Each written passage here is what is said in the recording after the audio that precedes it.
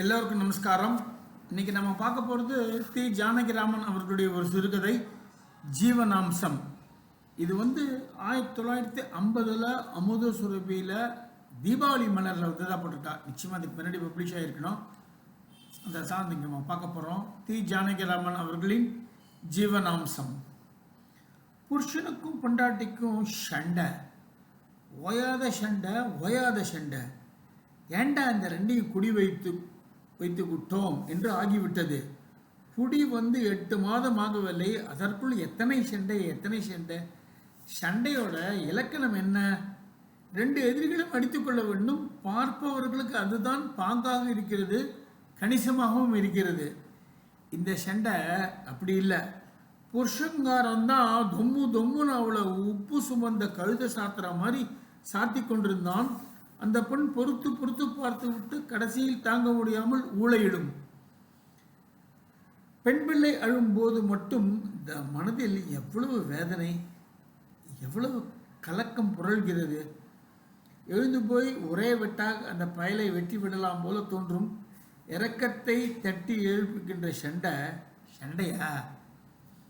ஒரு வருஷம் முன்னால் 45 வயதில் அவனுக்கு ஒரு மனைவி இருந்தாளாம். அப்பொழுது வேறேதோ தெருவில் குடியிருந்தானாம். அவன் அவளை அடித்தே கொன்று விட்டானாம். சொல்ல கேள்வி, அடித்தா கொல்ல முடியும்? 1 என்றால் 10 என்று அளந்து கொட்டும் ஊர், நம்பத்தான் முடியவில்லை. ஆனால் இப்பொழுது நடக்கிறத பார்த்தா அப்படி செய்யக்கூடிய ஆள் என்று தான் தோன்றுகிறது. அவள் செத்து போன பிறகு 2ஆம் மாதமே கடலூரில் போய் 18 வயதில் ஒரு கிளியை பிடித்து கொண்டு வந்து விட்டான்.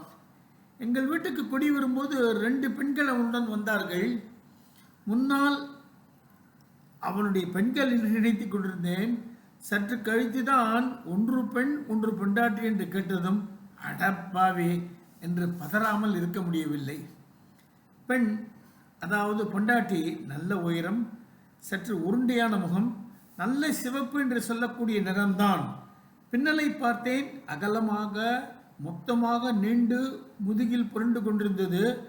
பிடிக்கு அடங்காத மயிரை கையில் அடக்கி பிடித்து மடக்கி பாம்பை கட்டுகிற மாதிரி அடக்கி இருந்தால் போல தோன்றிற்று.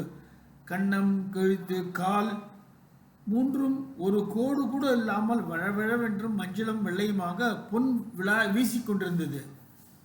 பார்த்தாயிலா தோழி சேர்ந்தத? இந்த இளையாளா வாழ்க்கப்படுறதுக்குன்னு தனி அழகு வச்சு பண்ணுறான் போல இருக்கு அந்த புத்திசாலி பிரம்மா. நானும் எவ்வளவோ பார்த்துட்டேன். 2ஆம் தாரங்கள்ல தான் கிளியாட்டம் இருக்கிறதுகள், கொஞ்சிறதுகள்.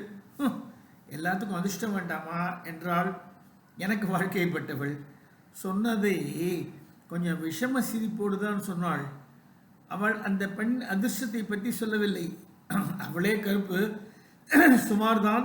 கல்யாண நாளிலிருந்து என்னை கண்டு அங்கலாய்த்து கொண்டே தான் இருக்கிறாள். இப்பேற்பட்ட பெண்ணுக்கு இந்த கிழமன் தானே ஆகப்பட்டான்? இந்த கேள்வியை நான் அப்போது கேட்கவில்லை. 4 மாதம் கழித்து கேட்டேன். அந்த பெண் ஒரு நாள் ரொம்ப அடி வாங்கி மூஞ்சி வீங்கி கன்னத்தில் இட்லி தோசை மாவு அரைக்கிற விரல்கள் 4ம் பதிந்து கலங்கி கண்ணீர் விட்டு கொண்டிருந்ததை பார்த்தவுடன் கேட்டேன். மறுநாள் கௌரி பதில் சம்பாதித்து கொண்டு வந்து சொல்லிவிட்டாள். நான் என்ன பண்ணுறது மாமி, அப்பாவும் இல்லை அம்மாவும் இல்லை, ஒன்று விட்டு அத்தை வளர்த்துட்டு இருந்தா, அவளும் ஒண்டிக்காரி, சின்ன வயசுலேயே குறைப்பட்டு போயிட்டா. சொந்தத்தில் சின்ன பசங்க இருக்கா? அம்மா எல்லாம் ஏக்கத்தாரா பணத்தை கேட்கறதுகள். அவள் பணத்துக்கு எங்கே போவா? இங்கே போந்துன்ட்டேன். கிழவனாக இருந்தா என்ன, சந்தோஷமாக இருக்கப்படாதா? இளையான்னு உள்ளங்கையில் வச்சு தான் காப்பாற்றுறா எல்லாரும் நினச்சேன். எனக்கு அதுவும் இல்லை என்று சொல்லிட்டாம். அது எதுக்கு போட்டு இப்படி அடிக்கிற?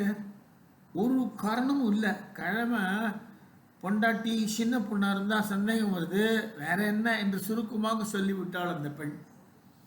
4 மாதம் கழித்து அது பொறுமை இழந்து விட்டது.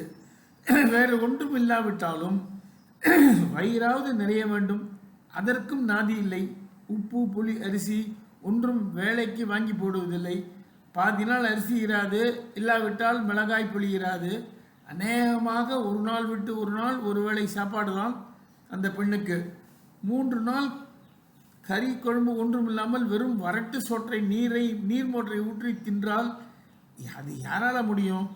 அவனுக்கு ஹோட்டலில் இட்லி மாவு தோசை மாவு அரைக்கிற வேலை, காபி சாப்பாடெல்லாம் அங்கேயே கிடைத்து விடுகிறது. பெண் கல்யாணமாக்கி புருஷன் வீட்டுக்கு போய்விட்டால் வீட்டில் மீதி இருக்கிற ஒரு வயிற்றுக்கு வாங்கி போட எடக்கு பண்ணி கொண்டிருந்தான் அவன். பெண் பொறுத்து பொறுத்து கடைசியில் வாயாடத் தொடங்கிவிட்டது. அன்று நடந்தது இது. ராத்திரி 9 மணிக்கு ஹோட்டலில் இருந்து வந்தவன் அறைக்குள்ளே நுழைந்தான். அவளை காணவில்லை. கூடத்தில் வந்து பார்த்தான். அவள் கொள்ளை கிணற்றிலே ஒரு தோண்டி ஜலத்தை இடுப்பில் வைத்து கொண்டு வந்தாள். எங்கே போயிருந்த? ஏன்? கொல்லையில் இருந்து தான் வரேன், தெரியலையா? பாத்திரம் தைக்க தண்ணி இல்லை, கொண்டு வந்தேன். நான் வரபோது தான் எல்லாம் வருது. என்ன வருது?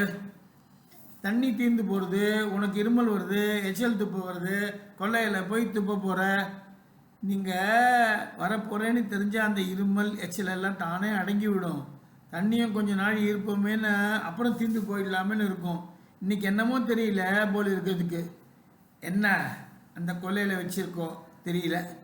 4 சுவர் இருக்குது.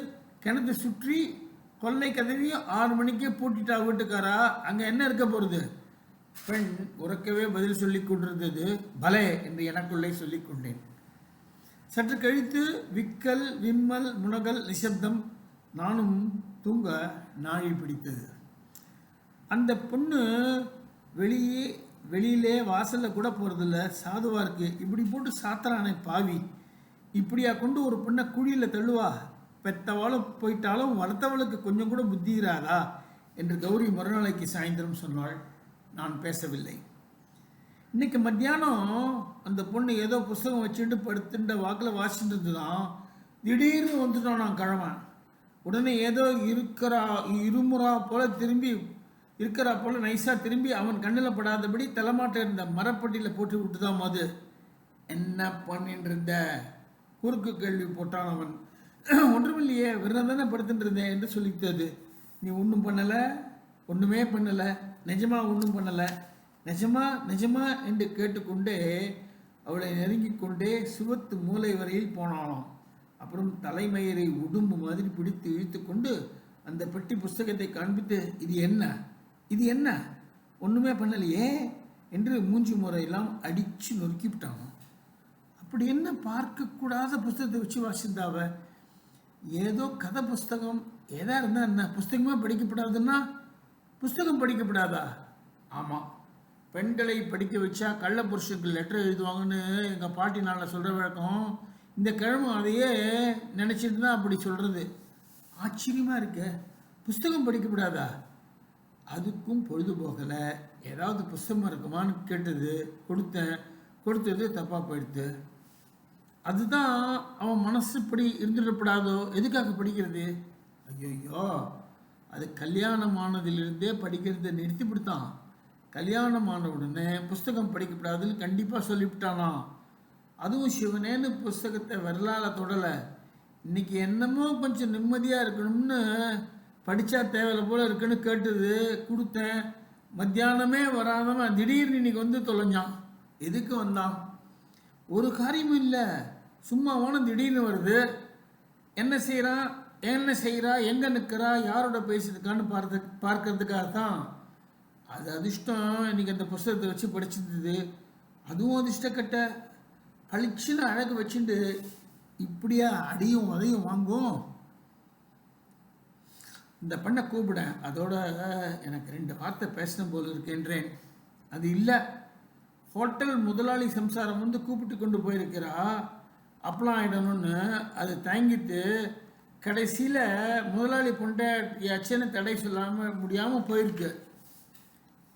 அது அவனுக்கு தெரிஞ்சு போயிடுச்சுன்னா முதலாளி வீட்டுக்கு போனால் ஒன்றும் சொல்ல மாட்டான், படி இழக்கிறவனாச்சே. ஆனால் அவ்வளோ சுலபமாக போய்விடவில்லை விஷயம். இரவு 9 மணிக்கு அவன் வந்ததும் முழுமுழுன்று சண்டைக்கு வந்து விட்டான். இன்னைக்கு எங்கே போயிருந்த? எங்கேயும் போலியே. இங்கே தான் இருந்தியா? ஏன் கையெல்லாம் என்னமோ போல இருக்கு, 200-300 அப்பெல்லாம் இட்டுட்டியோ? உங்களுக்கு யார் சொன்னா நான் முதலாளியத்துக்கு போனேன்னு? அந்த அனுமார் மாதிரி ஒரு பையன் வரதே, அந்த கிராக்கு சொல்லித்தோ? அதான் சொல்லியிருக்கோம். அதான் கோதுமை எடுத்துன்னு போக வந்திருந்தது. அந்த குரங்கு தான் சொல்லியிருக்கோம். ஏண்டி அவனை பிடிச்சி வைக்கிற? அவன் உள்ளதை தானே சொன்னான்.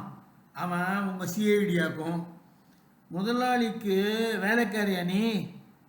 4 அப்பளம் ஒத்தாசையாக இட்டு கொடுத்தா வேலைக்காரின்னு அர்த்தமா?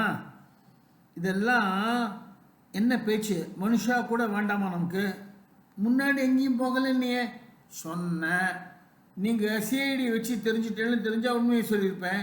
நீ ரொம்ப வாயாடுற. நீங்கள் தானே என் வாயை கிண்டி விடுறேள். ஒன்றும் இல்லாததுக்கெல்லாம் என் வாயை பிடிங்கினா நான் என்ன செய்வேன்?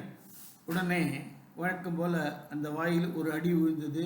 இன்னும் 4 அடி அழுகை. அன்று பொழுது கழிந்து விட்டது. மறுநாள் காலையில் அந்த பெண் முதலாளி வீட்டுக்கு போய் அந்த அனுமார் கோல் சொல்லிவிட்டதையும் தனக்கு அடி விழுந்ததையும் பதமாக பற்ற வைத்து விட்டு வந்து விட்டாள். முதலாளி அனுமாரை பிடித்து நன்றாக உதைத்து விட்டானாம். இந்த தடிப்பயலுக்கு போட்டாத்தான் மாமி புத்தி வரும். இதை போய் பிரமாதமாக சொல்லி கொண்டிருக்கான் பாருங்க என்று சொல்லிட்டு என் மனைவியிடம் அந்த பெண். 4 நாள் கழித்து அந்த அனுமார் வாசலோடு போய் கொண்டிருந்ததை பார்த்த கல்யாணி, அந்த பெண்ணின் பெயர், அவனை கூப்பிட்டு, ஏய் இனிமே ஜாக்கிரதையா இருடா, இந்த கோழி சொல்கிற வேலையெல்லாம் வச்சுக்காத, முதுக கிழிச்சு போடுவேன் என்று எக்களித்தது. இந்த தாத்தா பேச்சை கேட்டது ஆபத்தா போச்சு. இனிமே நான் ஏன் உன் வழிக்கு வரேன் என்று இழுத்தி கொண்டே மறைவாக வஞ்சம் தீர்த்து கொண்டு போனான் அனுமார். உன்னை எல்லோரும் நல்லவள் தான் சொல்கிறா, நீ நல்ல பேர் எடுத்துட்ட என்று இந்த சம்பவத்தை மனதில் வைத்து கொண்டே பொறுமினான் கிழவன். ஏன் ஒரு நாளைக்கு போய் அப்பெல்லாம் இட்டதை அவன் உங்ககிட்ட சொல்கிறதும் நீங்கள் அதை பெரிய காரியமாக நினச்சி நீ என்னை புடைச்சதும் என்ன நியாயத்தை சேர்ந்தது? அதான் இப்போ இந்த மாமி கிட்ட சொன்னேன், முதலாளி உதைச்சார்னு கேட்டதுக்கு அப்புறம் தான் எனக்கு நிம்மதியாச்சு. நீ பெரிய ஆளாக இருப்ப போல இருக்கே, உன்னோட கொடுத்தனம் பண்ணுறதே பிரம்ம பயத்தனமாக இருக்கும் போல இருக்கே. இது யார் சொல்ல வேண்டிய வார்த்தை? அப்படின்னா நீங்கள் புளி மிளகாய் கூட வாங்கி போடுறதில்ல, நான் அகடம் பண்ணி காலத்தை ஓட்டுறேன். வீட்டில் சாப்பிட்டா பொண்டாட்டி அருமை, வீட்டு கவலை எல்லாம் தெரியும். என்னோட கொடுத்தனம் பண்ணுறது பிரம்ம பயத்தனம்னு நீங்கள் சொன்னால் பொருந்துமா? பின்ன நீ சொல்லணுமா? என்னமோ உனக்கே கஷ்டமாக இருந்தால் ஜீவனாசம் கொடுத்துட்றேன், நீ போயிட. ஜீவனாசமா? உங்ககிட்ட என்ன புளியங்காய் வச்சிருக்க ஜீவனாசம் கொடுக்க? ஒரு கை கடுகு வாங்கி போட நாதி இல்லை, அதை காணுமா? ஜீவனாசமா புளியங்காயாம்? எனக்கு இந்த நீயை கேட்டதும் தூக்கி வாரி போட்டது. ஆனால் இந்த புளியங்காயை கேட்டதும் கரகோஷம் செய்ய வேண்டும் போலத்தான் துடித்தது. ஒரு நாள் அத்தைக்கு உடம்பு சரியில்லை என்று யாரோ ஒரு பையன் வந்து கல்யாணியை கடலூருக்கு அழைத்து போனான். அவன் வந்த பரப்பில் கிழவனுக்கு அனுப்ப மாட்டேன் என்று சொல்ல வாய் வரவில்லை. 1 வாரம், 2 வாரம், 4, 8 ஆகிவிட்டது. கல்யாணி வரவில்லை. 2.5 மாதம் கழித்து திடீரென்று என் மனைவியின் பெயருக்கு ஒரு கடிதம் வந்தது. மதராஸ். கௌரி அம்மாமிக்கு கல்யாணி நமஸ்காரங்கள் செய்து எழுதி கொண்டது. அங்கு நீங்கள் மாமா யாவரும் சௌக்கியம் என்று நினைக்கிறேன். நான் இப்பொழுது மதராஸ் வந்து விட்டேன். அத்தையும் இங்குதான் இருக்கிறாள். என்ன செய்யறது மாமி? நான் அழகாக இருக்கிறேன் என்று எனக்கே தெரிகிறது. எல்லோரும் சொல்கிறார்கள். எனக்கு நன்றாக பாடத் தெரியும். எல்லாம் வியர்த்தமாக போகும் என்று தான் நினைத்தேன். ஏதோ வயிற்றிற்கு 4 பெருக்கையும் ஆசையாக 4 வார்த்தையும் கேட்டால் சந்தோஷமாக இருக்கும், இருந்து விடலாம். அது எனக்கு கிடைக்கவே போகிறதில்லை என்று தோன்றிவிட்டது. இங்கு சினிமாவில் நடிப்பதற்காக ஆள் எடுத்தார்கள். சேர்ந்து விட்டேன். மாதம் 500 ரூபாய் சம்பளம் போட்டிருக்கிறார்கள். என்னை கல்யாணம் பண்ணி கொண்ட தோஷத்திற்காக அவருக்கு மாதம் 100 ரூபாய் அனுப்பலாம் என்று உத்தேசம். அவரை நினைத்தால் மனசு ரொம்பவும் கஷ்டப்படுகிறது. இதையெல்லாம் விட்டு ஓடி வந்து விடலாம் என்று தோன்றுகிறது. ஆனால் இறங்கியாகிவிட்டது. இனிமேல் ஏறுவது கஷ்டமாக இருக்கும். அவரை பார்க்கவும் மனசில்லை. நானே ஜீவனாசம் கொடுக்கிற நிலை ரொம்ப உயர்ந்த நிலையாக தோன்றவில்லை. ஆனால் ஒரு தப்பும் பண்ணாமல் பல தப்புக்கள் பண்ண வேண்டியிருக்கிறது மாமி. என்ன செய்யறது? அத்தை கொஞ்சம் பல்லை கடித்து கொண்டு கொஞ்சம் பணத்தை சேர்த்து ஒரு சின்ன பிள்ளையாக பார்த்து என்னை கொடுத்திருக்கப்படாதா எனக்கு ஒன்றும் தோன்றவில்லை. உங்களுக்கு உங்கள் ஞாபகமாக இருக்கிறேன். மதராஸ் வந்தால் என்னோடையே நீங்களும் மாமாவும் தங்க வேண்டும். நான் பழக தெரிந்தவள் மாமே, என்ன செய்யறது? மாமாவுக்கு என் நமஸ்காரங்களை சொல்லவும். தங்கள் அன்புடன் கல்யாணி. இந்த கதையை அமுதசுரபியில் நான் தீபாவளி மலரில் நவம்பர் 1950 போட்டு பப்ளிஷ் பண்ணதாக போட்டிருக்கு இந்த கதை தொகுப்பில். ஜீவனாம்சம் என்ன ஒரு கதை, அந்த காலத்து கதை தான். பட் அந்த மாதிரிலாம் நடந்திருக்கு. அதை தான் ஒரு அழகாக ஒரு பிரமாதமான கதையாக அடித்து கொடுத்துருக்காரு. இன்றைக்கி நமக்கு அது மாதிரி நடந்திருக்குமான்னு ஒரு யோஜனை வந்தால் கூட நிறைய பேருக்கு அது என் வயசு ஒருத்தவளுக்கு தெரியும். சில இடத்துல இந்த மாதிரி நடந்தும் இருக்குது. ரொம்ப மனசு கஷ்டமான இருந்தால் கூட அந்த காலத்தில் நடந்த விஷயத்தை அவர் அழகாக எழுதியிருக்கார். அதை அவர் சொன்ன விதம், அதை விவரித்த விதம்லாம் அவருக்கே உரித்தான ஒரு பிரமாதமான பாணியில் சொல்லியிருக்கார் அவர். அதுதான் இன்றைக்கி நம்ம பார்த்தோம். ஜீவனாம்சம் என்ன ஒரு கதை. வழக்கம் போல் நீங்களும் இதை நன்றாக ரசித்து கேட்பீர்கள் நம்புகிறேன். நன்றி, வணக்கம்.